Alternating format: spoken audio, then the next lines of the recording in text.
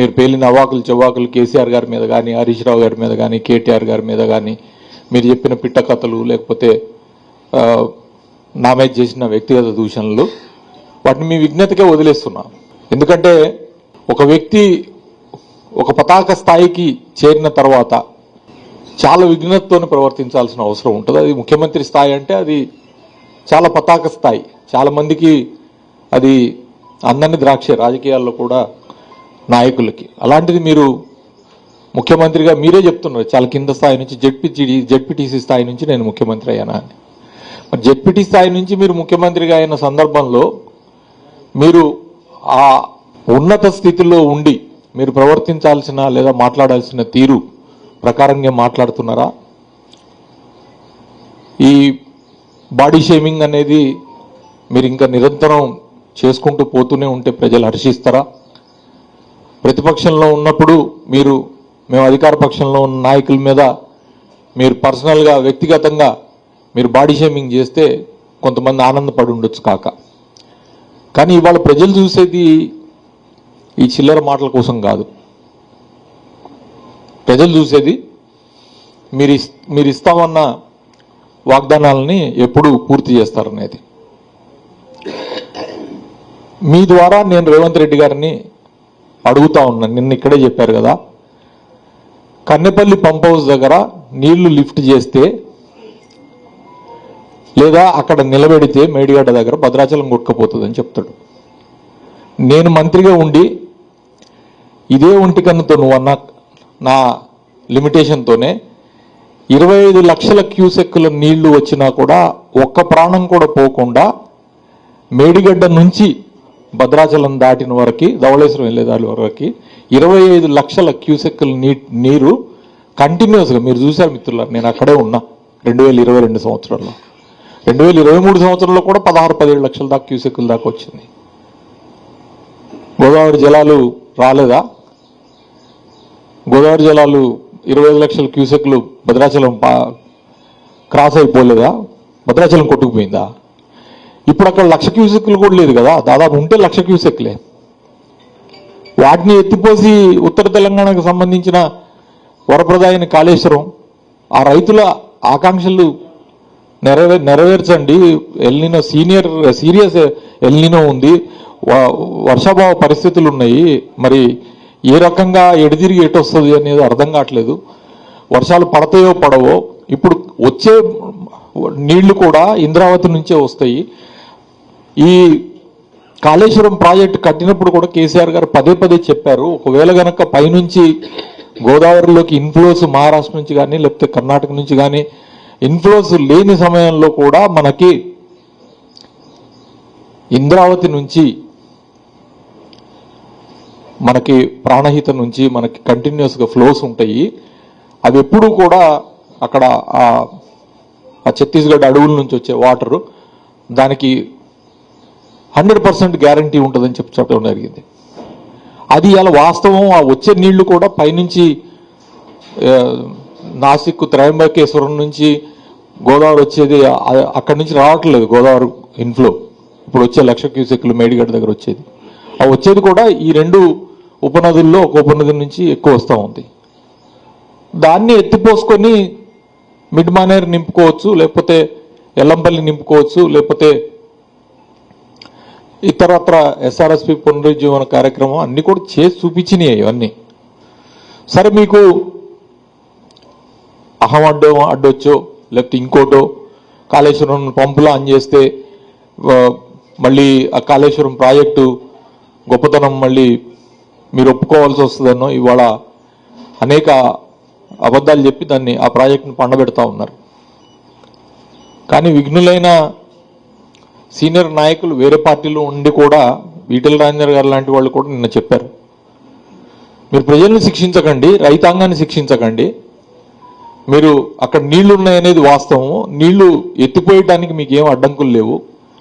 Kannepalli pump హౌస్లో బురద ఏం లేదు, అది కూడా క్లియర్గా ఇవాళ మీడియాలో వచ్చింది. సో దానిలోంచి నీళ్ళు ఎత్తిపోయండి, రైతాంగాన్ని శిక్షించకండి కేసీఆర్ మీద ఉన్న కోపంతో మీరు అని చెప్పానంటే అది వదిలిపెట్టారు.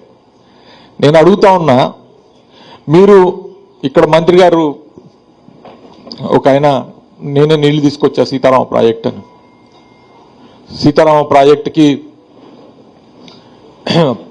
కేసీఆర్ గారి మస్తిష్కాన్ని మెదడుని కరిగించి ఆయన ఆ పంప్ హౌస్లు ఆ గోదావరి దగ్గర నుంచి నీళ్లు ఎత్తిపోయొచ్చు అనే ఒక ఆలోచన చేసి ఉమ్మడి ఆంధ్రప్రదేశ్లో ఎవరు చేయలేని సందర్భంలో పాత దుమ్ముగూడెం ఆనకట్ట దగ్గర ఓ 0.5 టీఎంసీ నిలబడే నీళ్ళ దగ్గర అక్కడ ఆ సోర్స్ నుంచి మరి సీతమ్మ సాగర్ బ్యారేజ్ కట్టకపోయినా కూడా ఇప్పటికీ నీళ్లు ఎత్తిపోయొచ్చు అని చెప్పి ఇవాళ మీరు ఆదరాబాదరా ఒక లింక్ కెనాల్ ఏది దాని పేరు పెట్టారు, ఏదో రాజీవ్ కెనాల్ లింక్ కెనాల్ అని పెట్టారు. ఖర్చు పెట్టింది 100 కోట్లు. మేము సీతారామ ప్రాజెక్టు మీద ఖర్చు పెట్టింది 9,000 కోట్లు. 9,000 కోట్లు, 3 పంప్ హౌజులు. మీరు చెప్తున్న ఇన్ని 100 కిలోమీటర్ల కాలువలు పంప్ హౌజ్ 1 to 2, 2 to 3 అక్కడి నుంచి నువ్వు తవ్విన ఎలక తోకంత రాజీవ్ కెనాల్. సో మరి ఇవన్నీ మరి ముందు చేసిన కార్యక్రమం అంతా ఎవరిది? మా ప్రభుత్వాన్ని కాదా? అక్కడ మా కష్టం కనపడలేదా? మా సిన్సియారిటీ కనపడలేదా? ఇవాళ ఇక్కడ ఎత్తిపోసి తీసుకొచ్చి నెత్తి మీద జల్లుకుంటున్నారు కదా, పూజలు చేస్తున్నారు. నిన్న వైరా రిజర్వాయర్లో పడ్డాయి, సాగర్ ఆయకట్ట స్థిరీకరణ. మాకు కావాల్సింది అదే. భేషజాలకి పోవాల్సిన అవసరం లేదు. మీరు ఎత్తిపోస్తే మేము సంతోషిస్తాం. ఎందుకంటే కరువు ఉన్న టైంలో నీళ్ళు ఎక్కడి నుంచి అయినా తీసుకొచ్చే అవకాశం ఉంటే దాన్ని చేస్తే మంచిదే కదా. ఎవరైనా ఊహించిర్రా? ఎక్కడ గోదావరి ఎక్కడి నుంచి పారుతుంది, దాన్ని ఎత్తిపోసి తీసుకొచ్చి కృష్ణా డెల్టా కలపొచ్చు అనే ఆలోచన ఉమ్మడి ఆంధ్రప్రదేశ్లో ఉన్నప్పుడు ఖమ్మం జిల్లాకు సంబంధించి ఎవరైనా ఆలోచన చేశారా? కృష్ణా ఎండిపోతే కృష్ణా ఆయకట్టు దాదాపు 2.5 లక్షల ఎకరాలు ఆయకట్టు ఖమ్మం జిల్లాలో ఉంది. మరి కృష్ణాకి నీళ్లు లేకపోతే, కృష్ణా పరివాహక ప్రాంతంలో మనకు కృష్ణా వాటర్ రాకపోతే మనం మొత్తం ఖమ్మం జిల్లాలో ఉన్న ఆయకట్టు ఏదైతే ఉంటుందో దానికి డేంజర్ అవుతుందనే ఉద్దేశంతోనే కదా ఆ రోజు ఆయన పాలేరు రిజర్వాయర్కి మొత్తాన్ని కూడా రివర్స్ పంపింగ్తో ఇక్కడికి నీళ్లు తీసుకొచ్చి మళ్ళీ గ్రావిటీ ద్వారా పాత ఆయకట్టు 2.5 లక్షల ఎకరాల స్థిరీకరణకి సీతారామ ప్రాజెక్ట్ ద్వారా ప్లాన్ చేసింది కేసీఆర్ గారు కాదా?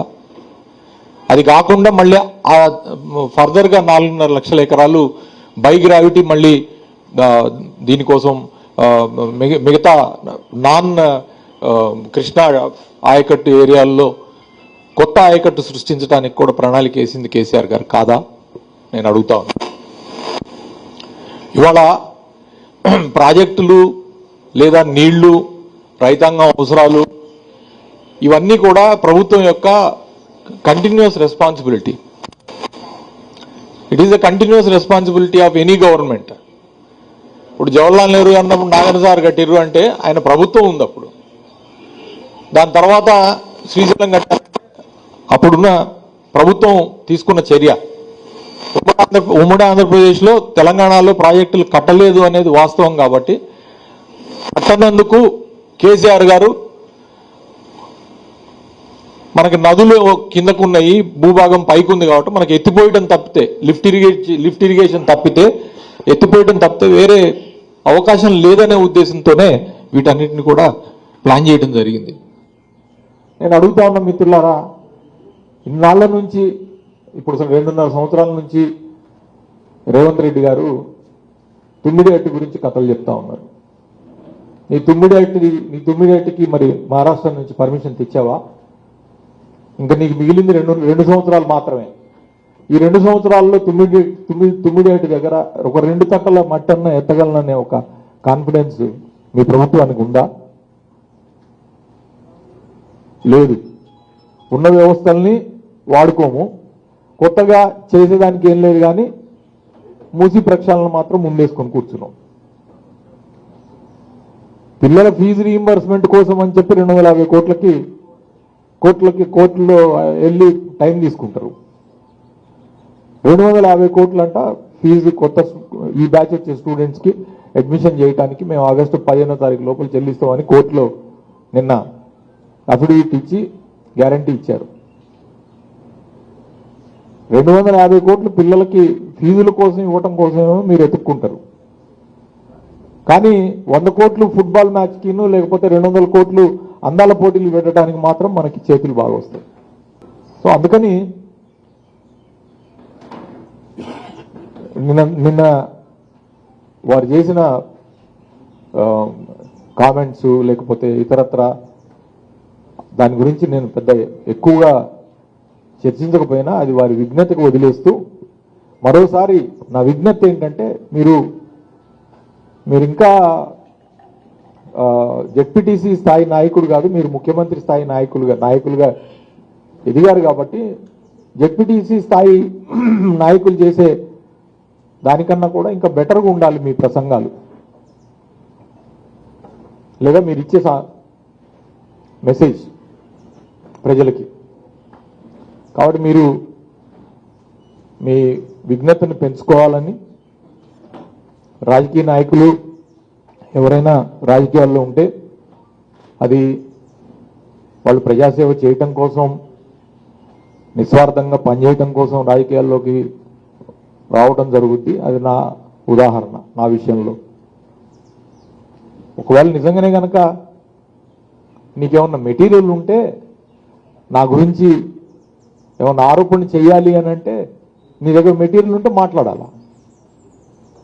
ఎంతసేపు ఈ కన్ను గురించి, పన్ను గురించి, లేకపోతే లాగు గురించి, లేకపోతే లంగ గురించి ఇట్లా మాట్లాడతా అనుకుంటా పోతే ఎట్లా నడుస్తుంది ముఖ్యమంత్రి గారు?